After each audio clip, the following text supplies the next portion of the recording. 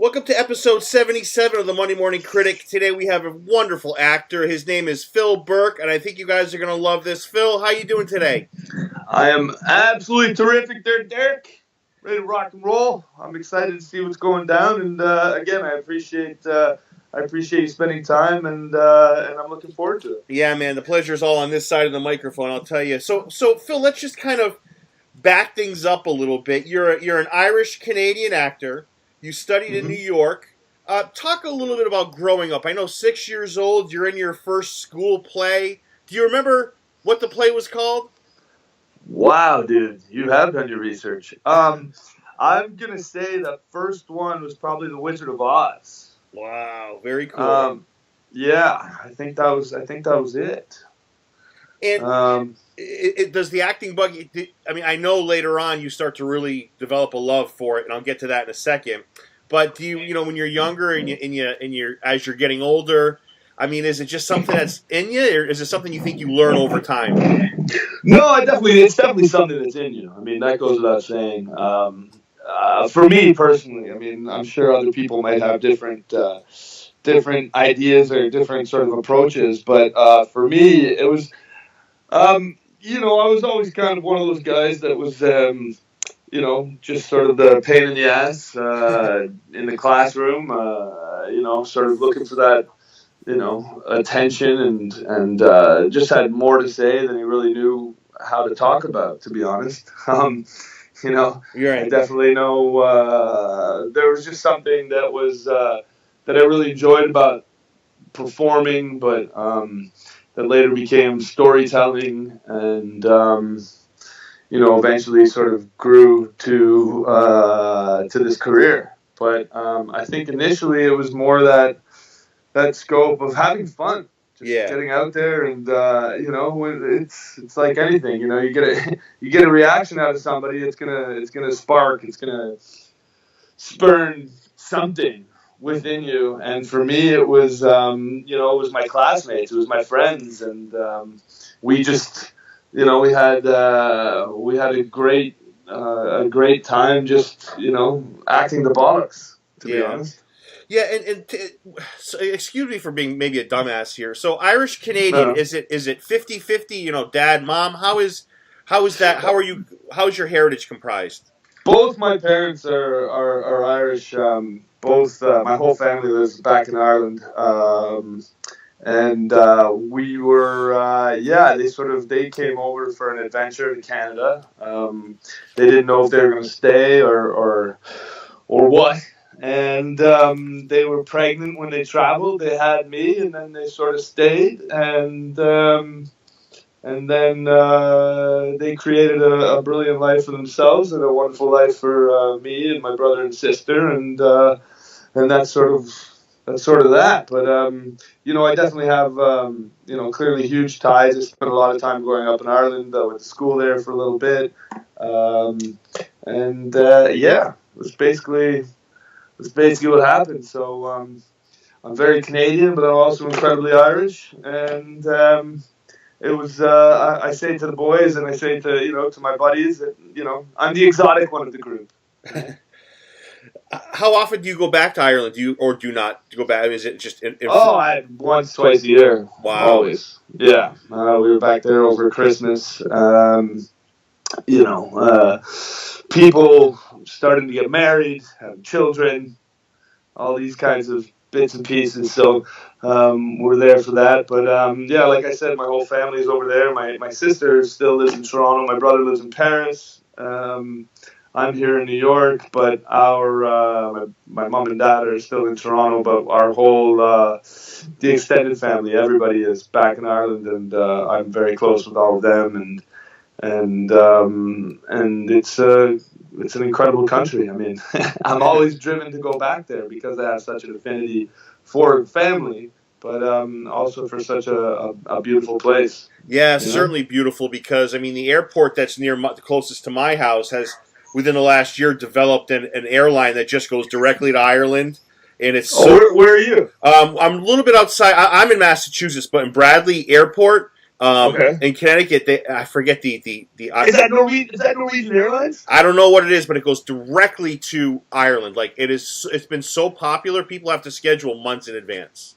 Yeah, there's especially coming from Massachusetts and the great Irish population that's in and around that area. There's another one up here that just started Norwegian up in northern sort of northern part of New York.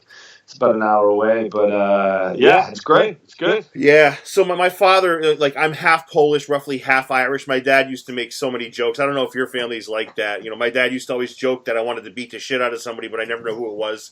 My dad would be my dad's off the wall, but yeah, we have a huge Irish population in the area, and there's just a lot of pride, I think, Phil, with people, especially in our area, with this being Irish and just kind of just loving this culture that they're just so immensely proud of, and I have a feeling that you're that way as well. Most certainly, most certainly. I mean, the history, the story, the adventure, and that sort of that twinkle that I think most Irish people, I would like to think, are born with it, but whether they are or they're not, it's definitely something that is sort of proliferated throughout the world, and it's great to see, and I'm glad that these airports and these airlines are allowing others to join in and to experience what it is to be Irish. Yeah, and just kind of focusing. I mean, the actors that are Irish in Hollywood now. There's you. I mean, I shouldn't say Hollywood. Actors throughout the world that are finally getting recognition. You, Colin Farrell. Saoirse Ronan. I mean, Gleason, the father and son. Fassbender's Irish. Liam Neeson. It's about time. Cillian Murphy. It's about time that these people get recognition. Don't you think? Well, I mean, I think there's always been, Irish storytellers from day one have always been there. It's inherent within the culture. But as far as the actors are concerned, yeah, I think Irish actors and actresses have always been prominent within the industry because of that inherent nature, because of that inherent culture that is Ireland. Right. And, I was last night, I went to go see Colomini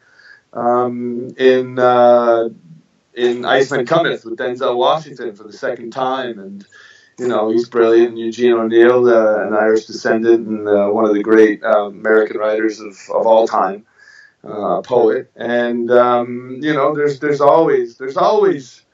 there's always a stamp of Irish, I think. There's always something in there that that's really great as far as Broadway or the industry is concerned, and that's something to be celebrated. I think that's something that's absolutely, it's terrific, and now with the advent of social media and with Netflix and with everybody just becoming closer together.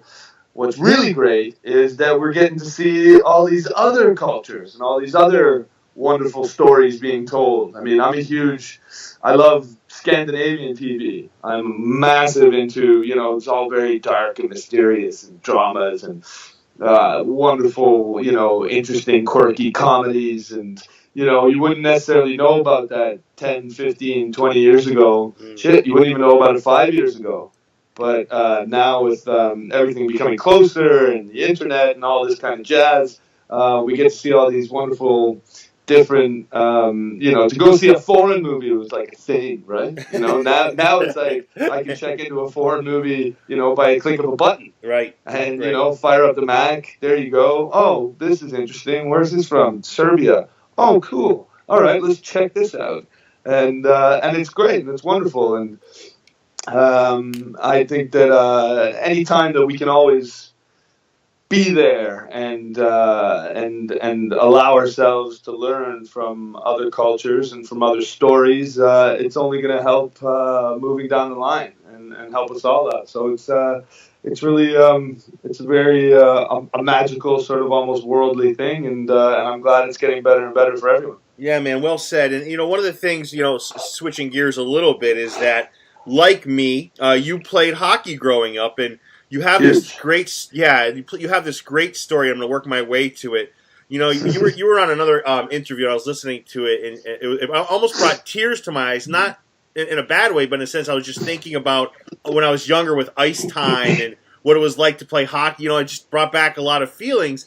But like you were talking about, you know, you were playing hockey, and your parents let you pick out a movie of the week. I want to say, I think it was on a Friday night, and you pick out Dances with Wolves, and you know this movie has a profound impact on you. And I don't want to tell too much of this. I'll let you do that.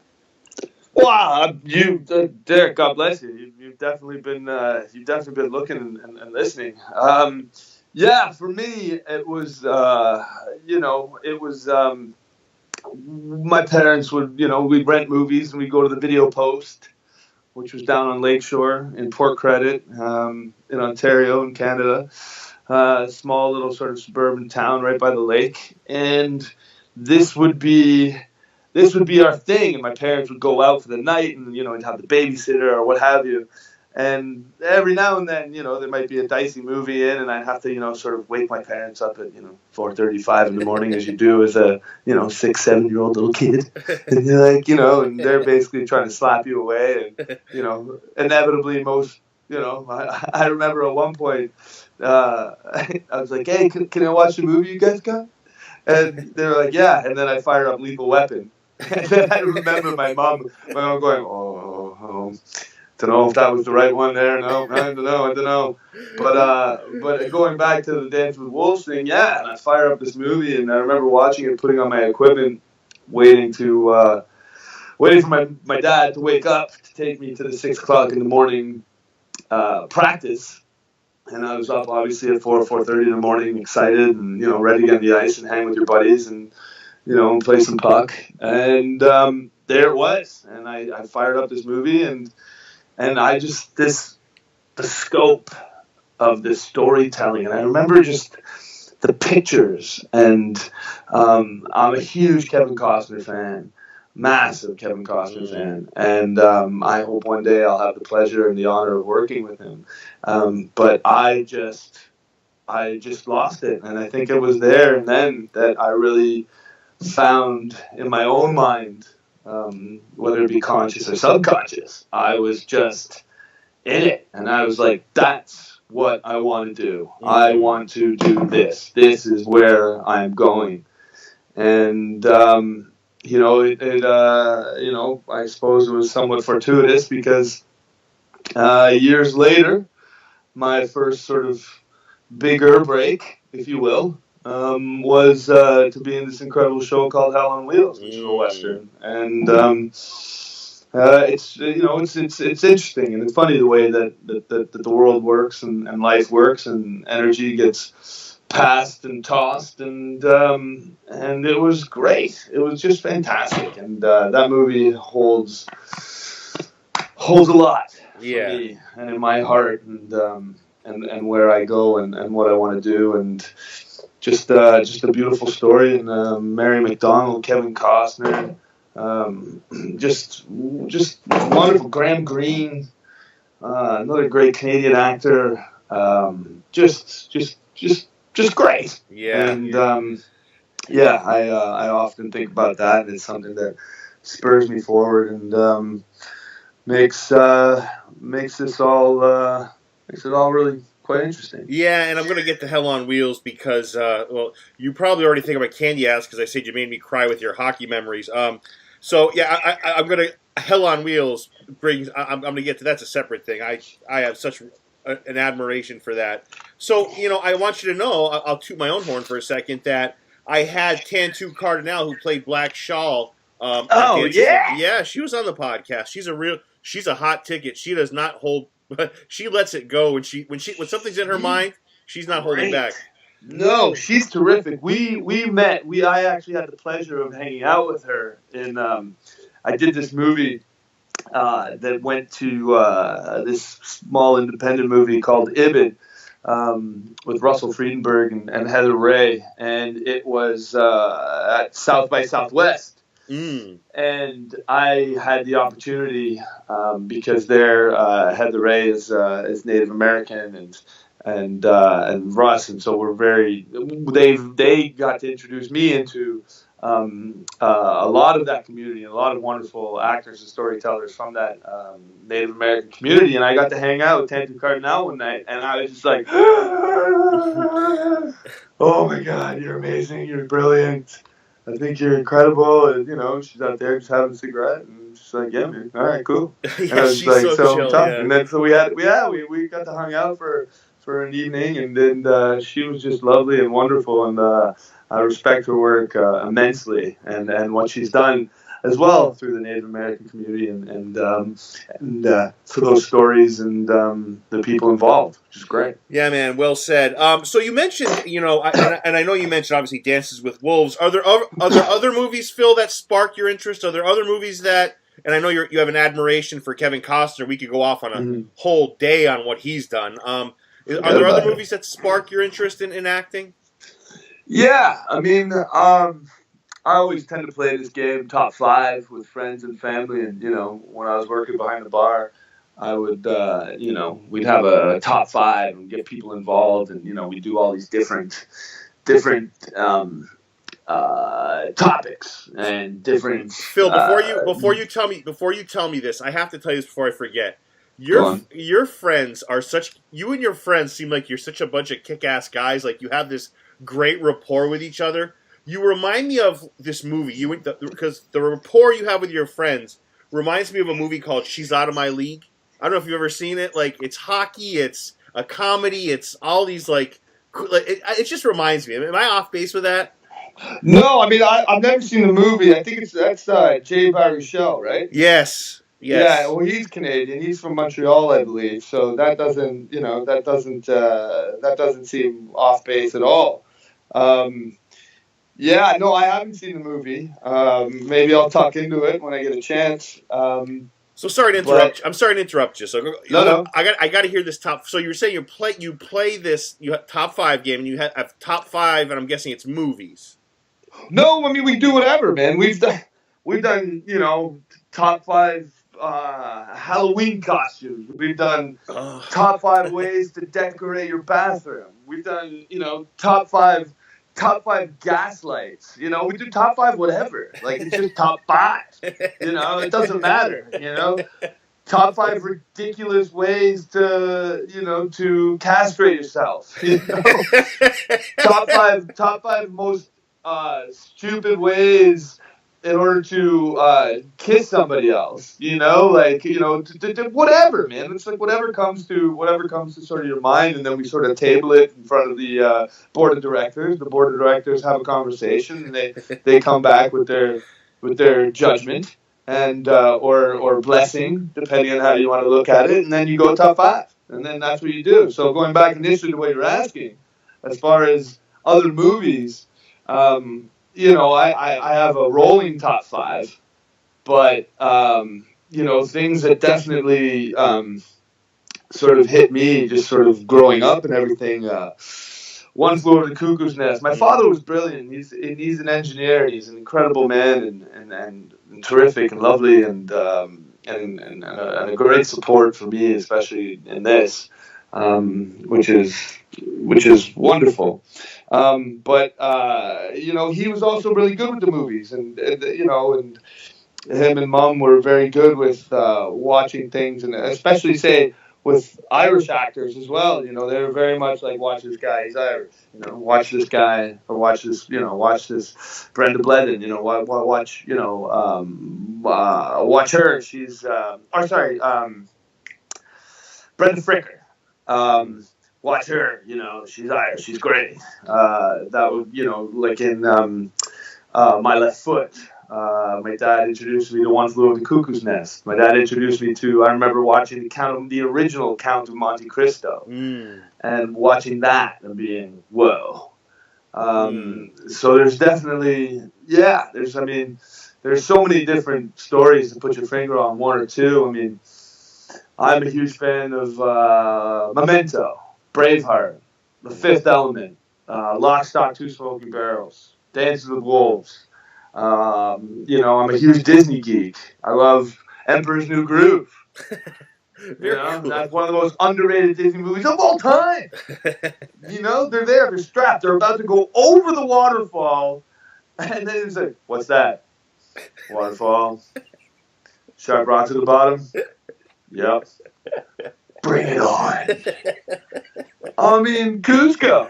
Forget about it. Like, it's all incredible. I mean, things like Great Escape, Sexy Beast, Gone with the Wind. I'm a huge Steve McQueen guy. I watch a lot of old school like Maverick with James Garner, Wanted Dead or Alive, Steve McQueen. I mean, all these different things.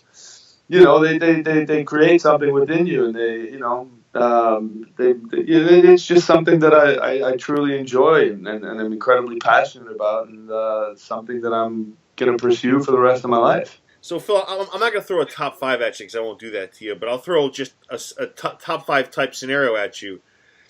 Give me a couple movies that obviously have already been cast or whatever, that are already done or whatever, roles that you would have loved to have been in. So let's say, like, maybe like you would have liked to have been Kevin Costner in Field of Dreams. You'd love that role. Or give me a role in a movie that you would have loved to have portrayed. It's a great question. As he thinks and goes through the Rolodex of everything he wants to do. Because I think most actors, especially because a lot of us are very incredibly self-indulgent and egotistical at times and want it all and now and here and then. Every role, but you get older and you figure that you're not Superman or the greatest actor on the planet, because that's something that can't be, perfection is unattainable, which is something from Tin Cup, Kevin Costner, perfection unattainable. Another great movie. Classic. Yeah. But, I mean, I will in the future, I'll play Iago. I love that role of Iago in Othello. I always want to play Stanley, I mean, this is all very, sort of, this is where we're starting to get a little too actory. But can you imagine being Paul Newman in HUD, or even what are we thinking about now? Even when you were a little kid, weren't you in A Christmas Story? Yeah. Yeah.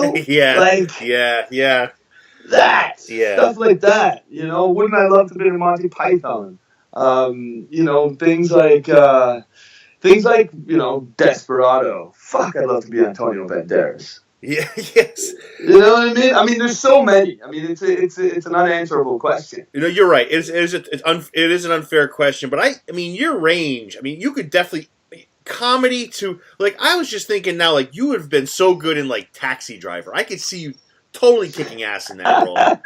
Well, I will take that as a compliment. It is a compliment, that. Of course. Thank you very much. Yeah. I think that is such an iconical movie and an iconical role. You know what? I would have been a great hooker. I would have out Jodie Foster.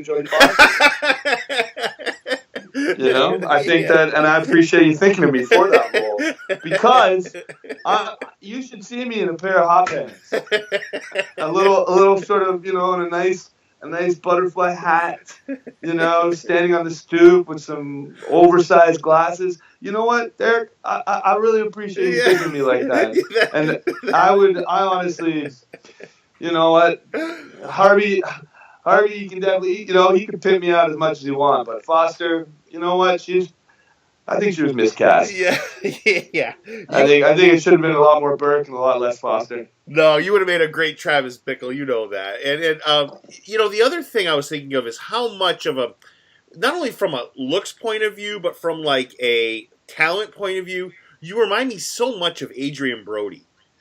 Interesting. All right.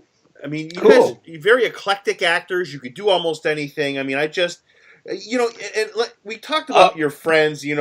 I've heard you talk about, I can imagine one of the top 5 categories was top 5 rock bands, which AC/DC and Kiss would have been on for you, right? Yes. I am a big AC/DC, a big Kiss fan. I'm also Tragically Hip are my favorite band, a Canadian band. The Tragically Hip are my favorite band of all time. Yeah. And I'm a huge Zepp guy. I love the Pogues. Lately, I'm into Eagles and death metal. Actually, they're incredible. They're a wonderful sort of rock hillbilly group, and they're terrific. The Sheepdogs, another Canadian band that I'm listening to lately. They're terrific. Right. Who else? The Sadies. Who else have we into? Oh, Imagine Dragons kind of snuck up on me. Yes. And they do some great stuff too. They do incredible work with. They do a Stand By Me cover that is absolutely terrific. And also, I'm really into pop. Yeah. I've got a huge thing for Ariana Grande. I'm not gonna lie to you. Yeah, it's hard not to. Well, she still doesn't answer my calls, but she's got a groove, and there's and Taylor Swift. There's only two types of people in this world. There's those who like Taylor Swift and those who are fucking lying about it. True. So yes. I'm definitely in there. Yeah. Katy Perry, big, huge Britney Spears fan. I just got back from Vegas, and one of the biggest disappointments was that she closed her show because I would have been there, lock, stock. So I don't know. Yeah, I'm definitely into all types of music, and yeah, that's me. Yeah, I just got back from Vegas yesterday. What do you think about Vegas, Phil? Well, I gotta tell you, I have a lot of vices, and I have a lot of distractions, if you will. But one of them is not gambling, thank God. So I'm not a big gambler. I much like to just hang around, go to the bar, meet people, talk, chat, and trade stories, have a nice bacchanage. But we stayed in Old Vegas at the Golden Nugget this last night. Nice. Yeah, yes. Not so much. It was not. It was. We had a great time. We had a great group of people. It was for a bachelor party. One of my best friends just got married, and we had a great time. But when you're trying to save money on rooms, but then you got to go to different places, and then you're with a group of dudes, and then you got to pay for all the dudes, and then you're trying to get into this club or this pool party, and then it just adds up money. It's like, why didn't we just stay at the Bellagio? Because we get into the free pool and the free clubs. And we definitely didn't. We didn't really turn away from the Golden Nugget too much, which was fine. But we spent a lot of time on Fremont Street, and I will most certainly stand fast, point a flag, and be like, been there, done that, don't need to do it again. Yeah, and for me, just generally speaking, Vegas is a 2 nights, and that's about enough, because after that, I don't know. You got to. There was definitely a few crippled in our group. Come that third day, but I knew what sort of the Vegas landscape was like. We had a bunch of guys back from Ireland as well, and who hadn't been there before, and I was like, I threw the reins on. I would take it easy for about 8 to 10 hours every day, and not drink and hydrate and. Make my juices and just be responsible. And let me tell you this, Derek, not for nothing, but if I'm the responsible one of the group, there's a lot of trouble. There's a lot of trouble. Right? If I'm the top dog when it comes to responsibility, there's problems. A lot of problems, bro. And so, that's great. So that most certainly that was the case, and basically I laughed at them all and slapped them in the face, and I had a great time on my lonesome trekking around meeting strangers. Phil, you a beer guy or a mixed drinks guy? I don't mind. To be fair, I would be amenable to both, depending on the environment of said situation. However, lately we've sort of taken a break, and we're sort of getting ready. We've got a couple of projects upcoming, and where we have to look a little bit better than ass. So we're just sort of pulling the reins back a little bit, and trying to keep in a better, fresher state of being. Right, very very disciplined. So I have to say, one of the things I heard was you're hard on yourself in a way. You early on in your career, you called your early theater career shitty. Why would you say that about? Why would you say that about? I mean, did you really feel that way? I don't know where you grabbed that, but okay. It was on an interview you had. You said you described your early theater work as you were just you used the word shitty. You were very disappointed, I think, in your early theater work. I hope I heard that correctly. Otherwise, this is a real awkward. No. I'm not denying it. I was just like, oh wow, interesting. No, for me, yeah, but I mean, I think maybe what I was alluding to at the time would have been the work that you do, when you're coming straight out of school and, you're trying to do everything and anything. And, you're waiting at 6 a.m. to do EPAs, auditions and stuff, or, you're going to everything. You're reading the backstage, which would be, one of the trades here. And you're trying to get everything and anything. And, you do a lot of crap, but I mean, you do that anyways. Sure. I mean, you've got to, I think in any industry or in any trade, in any vocation, you've got to, you go through the crap in order to, sort of sift away what is necessary and unnecessary. And then you move forward and you get a sort of, you gather experience, you just gather knowledge, and then sort of where you say yay or nay. And as far as my earlier theater career, there was a lot of crap. There was a lot of crap, but you learn from it all, which is what's great about it, and which is what's wonderful, and keeps it exciting. Maybe not necessarily at the time, but looking back, I remember doing this show in the New York Fringe Festival called My Pet Goat. And it was just after 9/11, and that was the book that President Bush was reading when he was told that the towers were That's right. Yeah. Were down. And so this guy wrote this play, and I went to do this audition in a restaurant, the second floor of some restaurant, if I remember correctly. And went and, you do your monologue or whatever, and they give you some sides, and you fire that up. And then we did this show where we were rehearsing in Times Square underneath staircase in a movie theater that's still like AMC Theaters. It's on 42nd Street, a huge big theater, AMC Theaters. There's a Dave and Buster's there now, and there was this small space, which was the only space that the producer could afford, and it was underneath the staircase. So we were rehearsing this show for the New York Fringe Festival underneath the stairs. Wow. And it wasn't a great show. It was, it was post-apocalyptic. This guy was throwing a party, hilarity, disaster ensues, and I was sort of the lead or what have you. And, it was garbage. But, you did it, and you do it. And I remember, I'll never forget my brother, a friend of mine, Christian Campbell, another wonderful Canadian actor. I remember him coming to see it and just being like, wow, that was awful. When you have your friends there, and usually they'll butter it a little bit before, you have a couple of bells, and then they'll give you the straight. But he was like, I went out there, it's like, usually you get your friends that come in and see a show, and they're like, wow, man, you were up there. Yeah, fuck, you were doing that. You were there. You were there, man. And the lighting. Have you seen that lighting?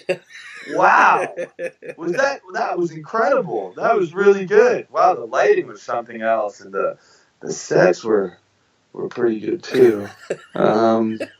But anyway, so can we go get a drink, please? And then, so you go out, and then they give you the straight. But with this My Pet Goat, Jesus, I haven't thought about this in a while.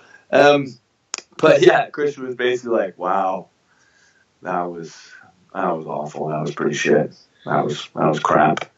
So, in summation, Your Honor, what I put towards the court is that you've got to go through all these bits and pieces, and you've got to go through the good and the bad, and then eventually you believe the cream will rise, and you just want to make sure that you're prepared and ready to be on that wave and to be at the top of that glass, so that when they want the straight good cheese, that you're in that scoop.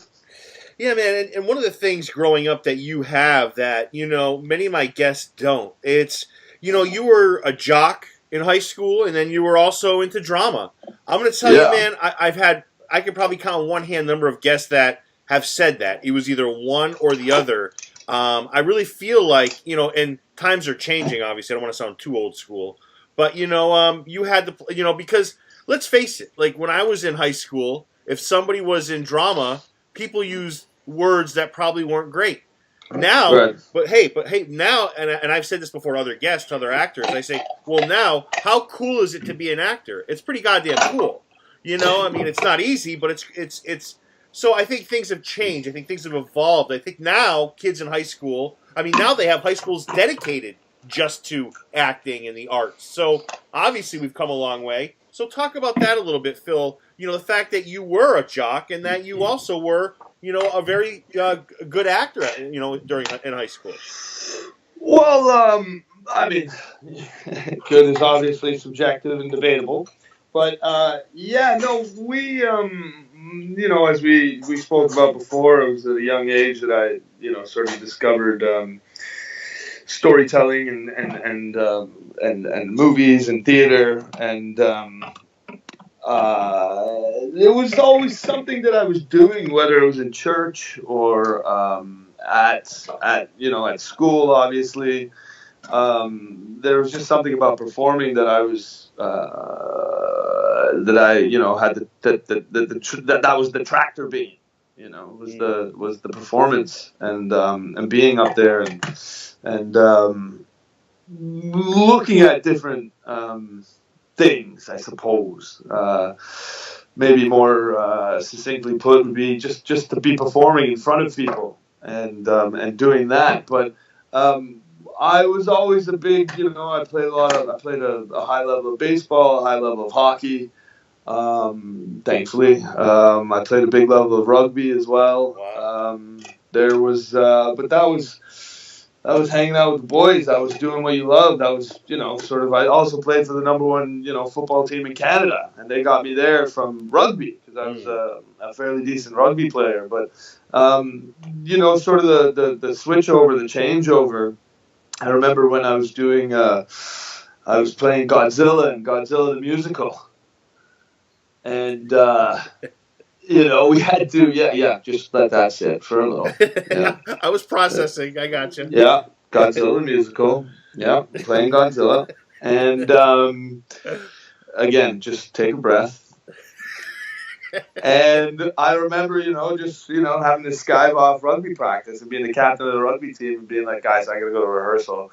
And what was so brilliant and great, and I went to a lovely school, Lorne Park Secondary School, and it was terrific. And we had a great group of guys, both sort of on the athletic side and also sort of the dramatic side. And there was just a great group of guys, and everybody was friends. And, we'd play baseball or hockey against each other outside of school, so we'd known each other, for years when you're, 6, 7, 8 years old. And then you just through what have you, be it, church or the community or whatever, it was like that. And it was great. And like, people, they might slag you a little bit and, sort of break your balls here and there, but, they were great buddies, great friends. And a lot of my friends, a lot of my best mates now, they're still, they're working in Canada, and, they're, in the, creative arts or comedians or actors. A great buddy of mine, Brendan Halloran, he writes for TSN, the late night sports show, and, everybody's sort of moving, there's a good group of us. So whether we were athletes or on the dramatic side, or even, we had a bunch of buddies who were in music as well, who played for the band. We were all real supportive of each other and really it was a very unique way to grow up and a unique way to experience high school. I hear all these people, going, high school was shit. I fucking hated it. No, I'm completely the opposite. I actually graduated a year and a half early, but I stayed just so I could have so much more fun. Yeah. Be president of the school, captain of all the teams, hang out. It was great. I was like, yeah, why do I want to leave this? This is great. Oh, fuck this noise. I tell you what, that would be the premise of an awesome movie, like a comedy movie where the guy graduates a year and a half, but he stays around. How awesome would that be? That's not a bad idea. I'm gonna write that down.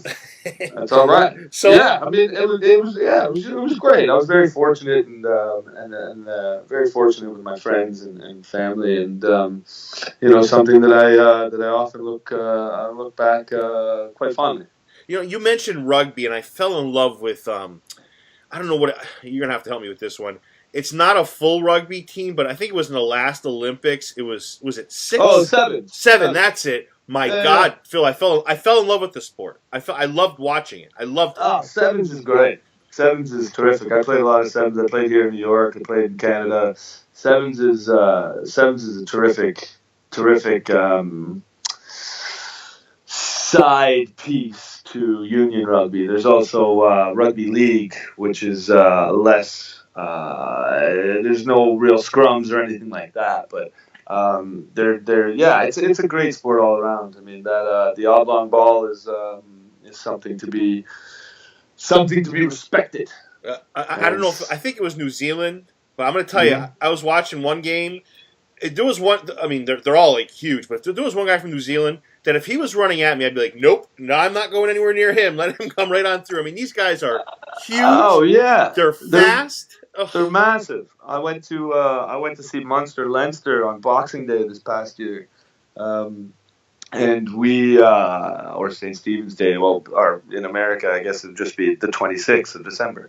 But we went, and me and the family went, and we saw Leinster at Thomond Park in Limerick, and we were right on the field, and you're seeing these 6'2", 6'3", 230-pound guys going full bore towards each other, like just massive, and the sound is just something. It's incredible. It's lovely. It's wonderful, and I'm in love with rugby and the sport, and if all goes well, me and the Padre will be heading to Japan next year to see the World Cup. Oh, very nice, very cool. And I wanted to ask you. So I know you go to the Academy of Dramatic Arts.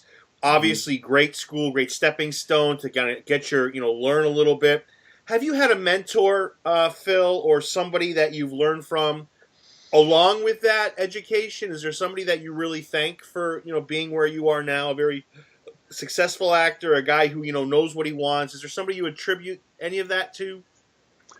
I wouldn't say there's one person necessarily. I think there would be a collective. Jerry Campbell was my teacher in high school.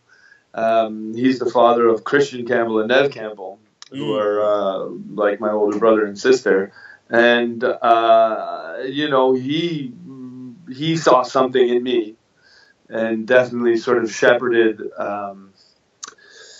and helped foster the love that was inherent anyhow, but sort of definitely allowed the spark to burn brighter. As far as Nev, Christian, obviously, especially when I was younger here in New York, being with them and around them within the industry and learning from them. Colomini, obviously through Hell on Wheels, but he's become almost like a second father, and he's just so wonderful and generous and taught me a lot. Chris Heyerdahl was in the show as well. Anson Mount, Neil Labute. Him and I have become incredible friends, and we work together quite often. And he's just been incredible and supportive and just, allows actors to learn and be there, but he just knows what he's doing, and he's very spot on with as far as direction and all this, these bits and pieces. I mean, I could go on. I mean, there's who else? I mean, just different acting coaches and different classes, and I mean, I think that everybody has the ability to learn from everyone. Sure. And if you're not, then you're closing yourself off to knowledge, whether it be good or bad. But just allowing that energy to sort of come through. Common Rashid, he's been a big friend, and it was funny because we sort of started the show together. Well, we did start the show together, but it was my sort of first break. It was his first TV, and we kind of learned and definitely relied on each other, which created an incredible bond. And we're great friends and talk all the time. Saw some jazz there last week, actually. It's great. I mean, I don't think there's any one person. I think that I've been fortunate enough to be around some incredible, wonderful actors and actresses that have allowed me to grow. And especially, like my favorite actors, or say Mark Rylance or something like that, and going to watch them. I don't know him personally, but anytime I go watch him, I'm learning. Sure. You're going through and you're seeing what works, what doesn't work, and well, anything he does fucking works. But it's all gravy. It's all gravy, and I think that as long as I'm prepared to keep my eyes open and my ears wider, that we'll just continue down the path and try and pick up and steal from the best. Yes, and I'm going through your filmography. I'm not going to have you talk about each thing. You start off with you did some commercials. You go Law and Order. You've got a really strong filmography here. This is 40, Dirty Weekend. You're in The Nick, which is you were an episode of that, which is one of my favorite shows. So I do want to go to Hell on Wheels, and if you didn't think I was a candy ass before, I think you are now. I got to tell you, this show made me cry so much, and not out of a bad reason. It's just this show moved me so much, and I can't even tell you, Phil, how much my girlfriend and I loved this show. Like we just loved the cast, top to bottom. There's no weaknesses. They're all, like you mentioned, Colum, you mentioned, Anson, you mentioned, Christopher.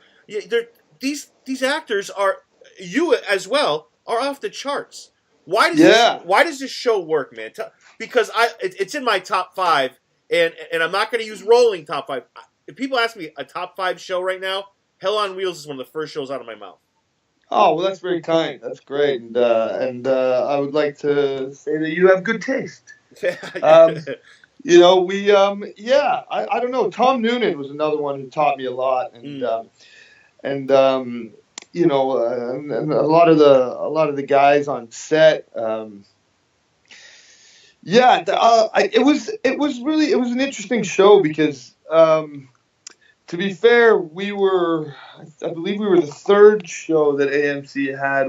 There was the third and the fourth, I think maybe the third, because they had Breaking Bad, then they had Mad Men, then they had either us or Walking Dead, I'm not sure, but we sort of came up together, and then we became sort of the bastard redheaded stepchild of that of the network in a way, just because that Breaking Bad and Mad Men were critics' darlings. We would have obviously liked a little bit more promotion and thingies, but I think we were one of the only shows that AMC didn't outright own. What was so interesting is being in that environment and having that underdog almost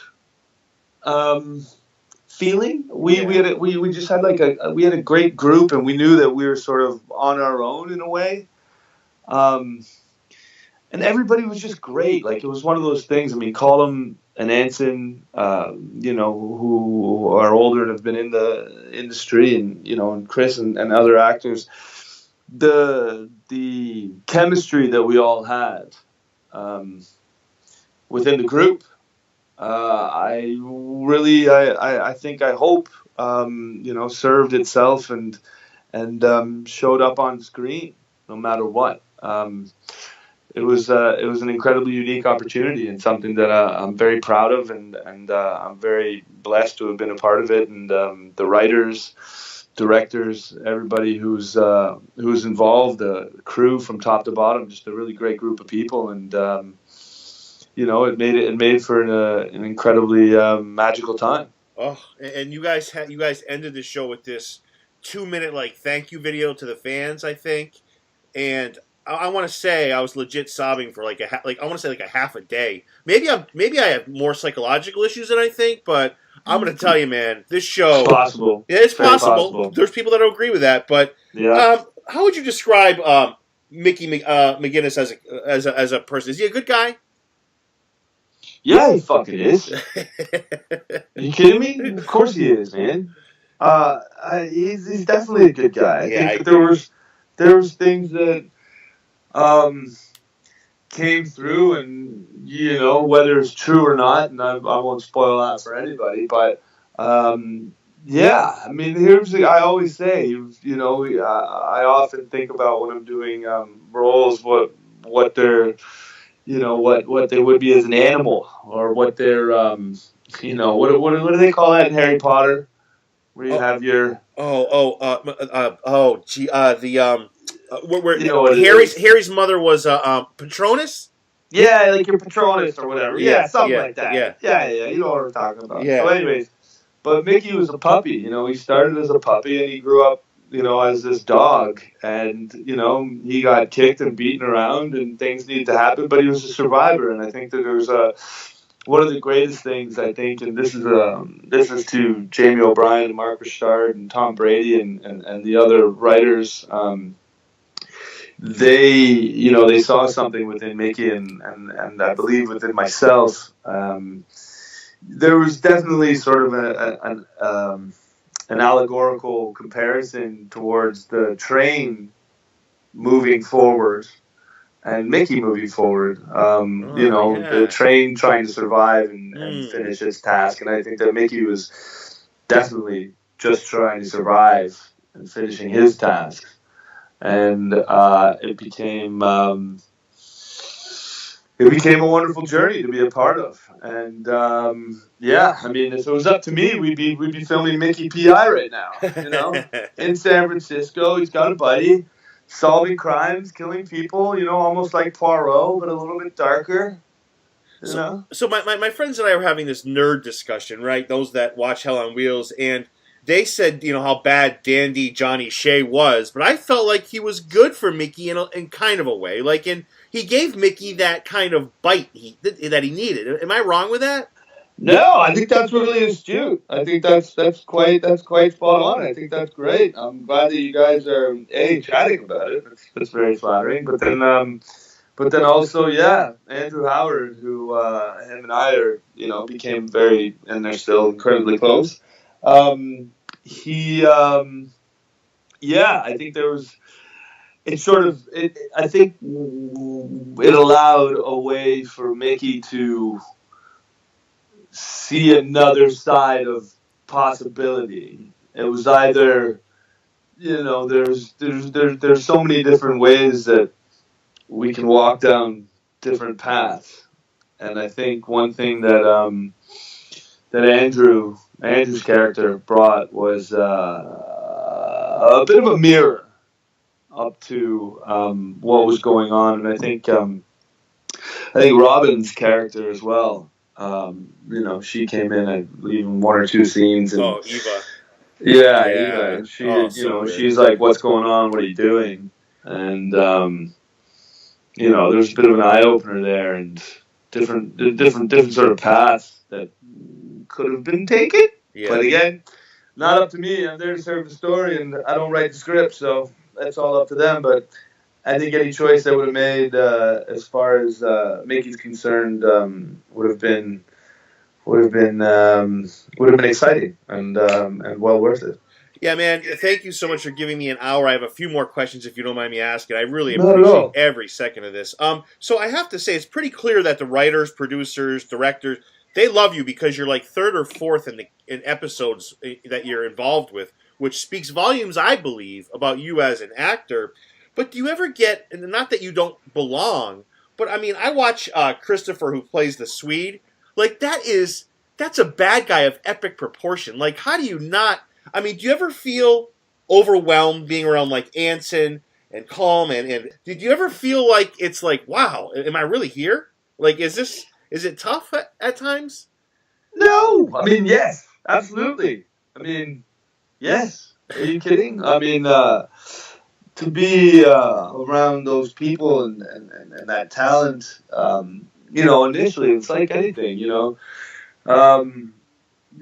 sports, for instance, before a big game, I tend to puke, and I tend to sort of, dry heave and hack, and that's when I know that I'm well in, that I'm ready to roll. And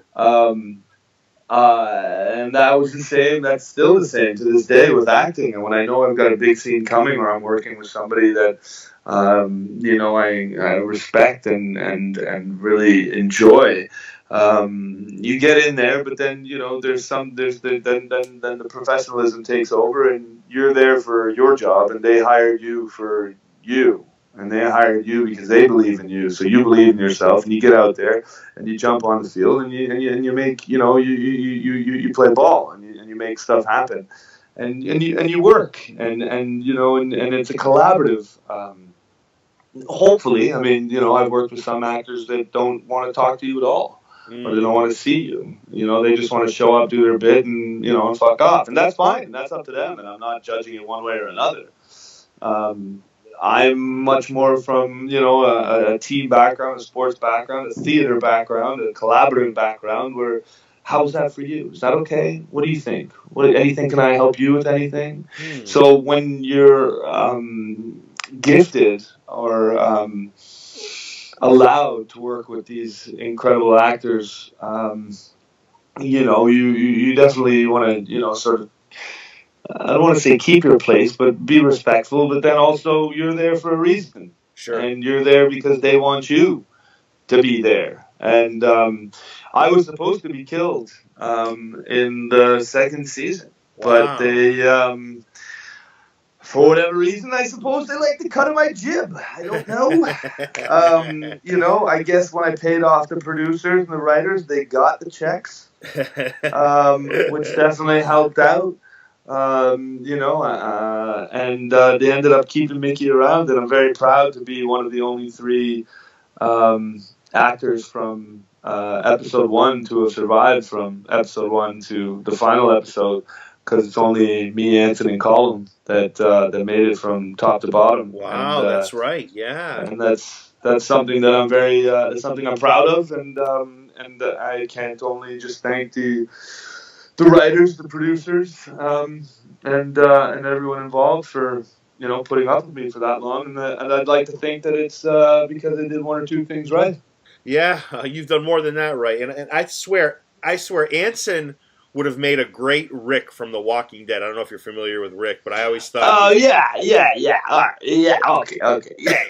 So we've had this conversation before, and people have said this to us before. And then I think once or twice it said to Ansel, I was like, "Yo, Ansel, the problem is you're not fucking English." And he's like, "All right, Burke, shut up. Don't worry about it." Yeah. Hey, is there a scene? But he's like, no. Red Dead Redemption. That's who he is. Ah, the video game. Yes. Yeah. Yes. That's it. Yes. That's who he is. Oh, absolutely. It, yes. I never even thought of that. We used to break his balls about that all the time.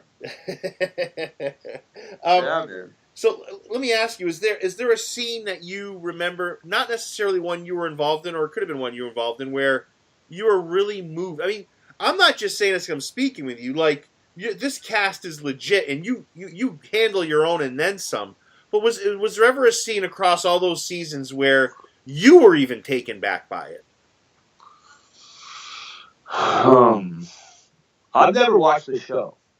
What? Yeah.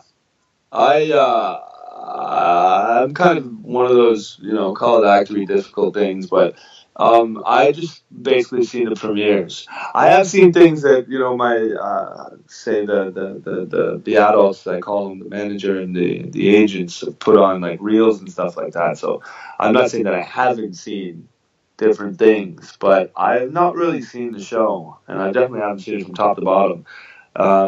Maybe when I have a family or, if I'm blessed, down the road, then I might tuck into it. But I have a problem watching myself and just different things because, you end up on the cutting room floor and, you're like, that wasn't the scene that we filmed. And it's just nature of the beast. I mean, it's not one way or another, and it's not something that I think about. Like, I do the same with movies as well, or things that I've done. It's just, it is what it is, it's just, that's the game. And I'm just happy to be in there playing it. But, as far as what you're saying, scene wise, I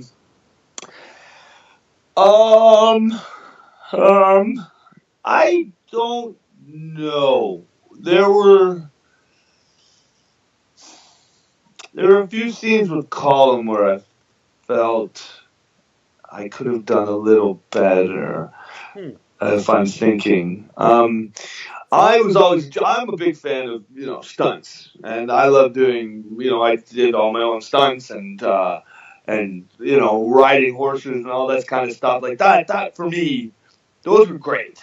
And I was more afraid, of hitting the mark and hitting your man or being in the right place so the stunt guy could whack me over the back with a chair.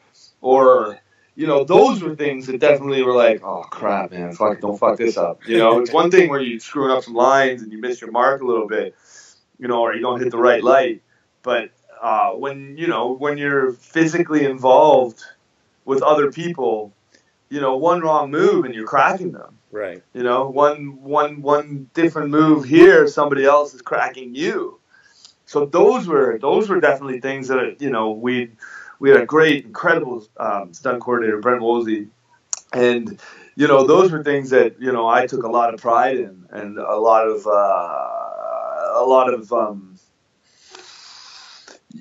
just really, really serious about it all. Like this is kind of a big deal, and especially when you're working with animals as well, and these wonderful, beautiful horses, and these are there's a lot of steps. There's a lot of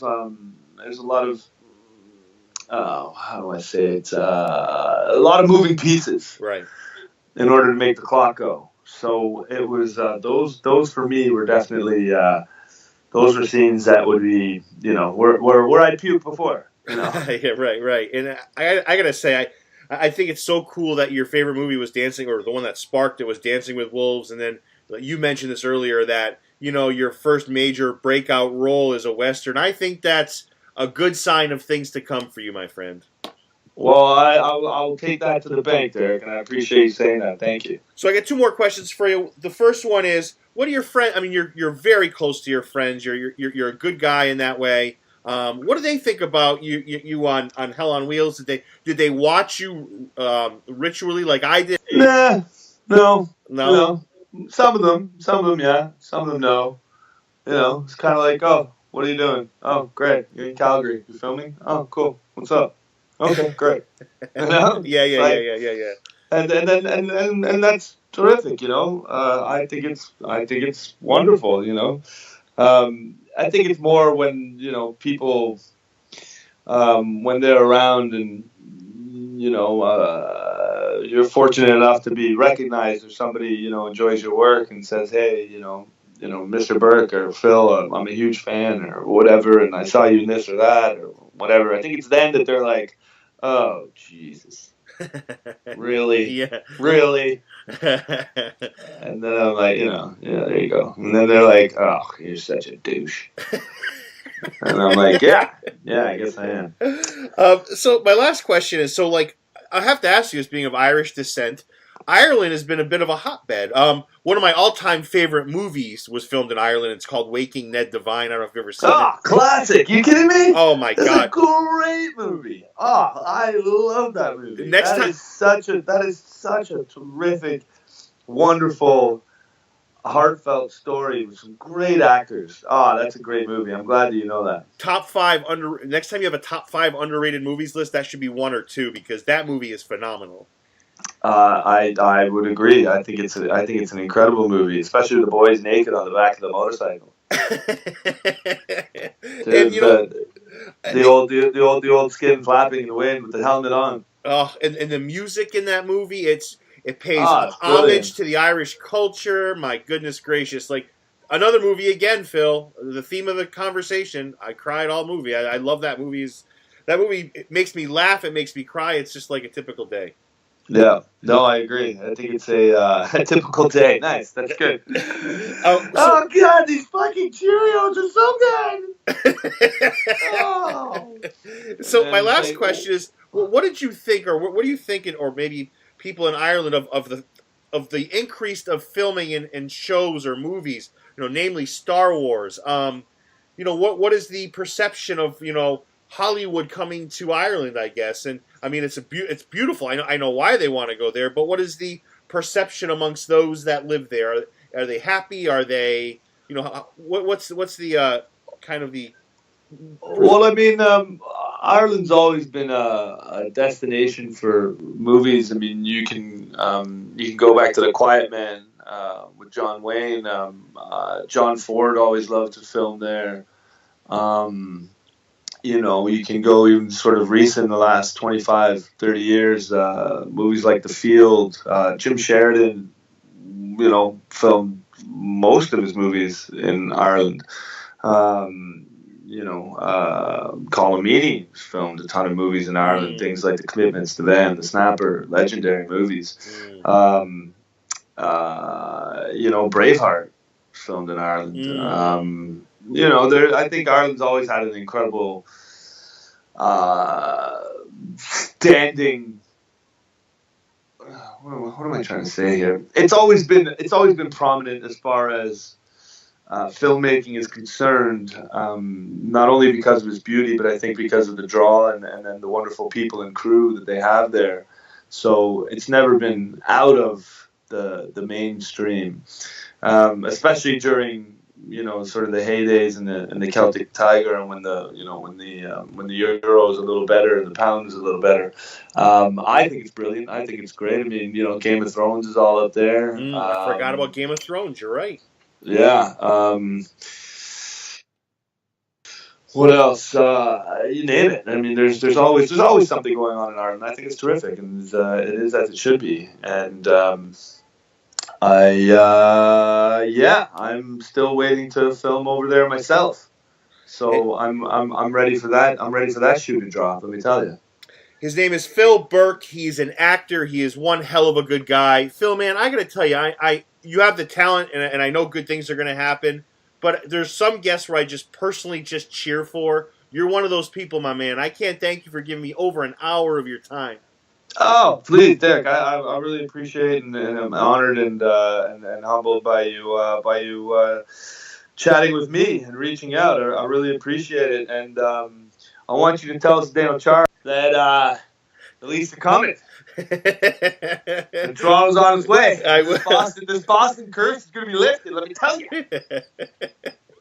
But in all honesty, thank you so much, DT. I really appreciate it, and I'm always here, and let me know anytime you want to have a chat. 1, 2, 3.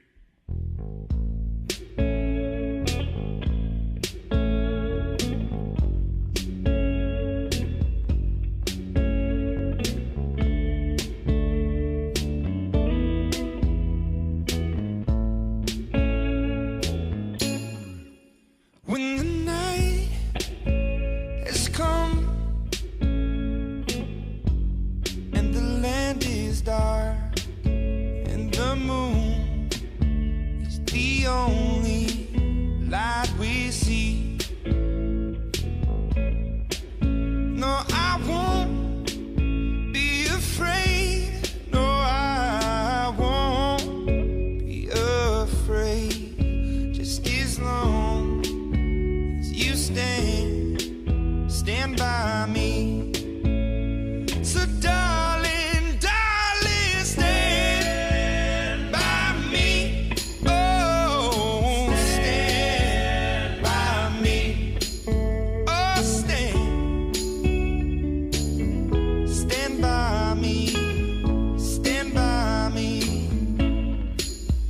if the sky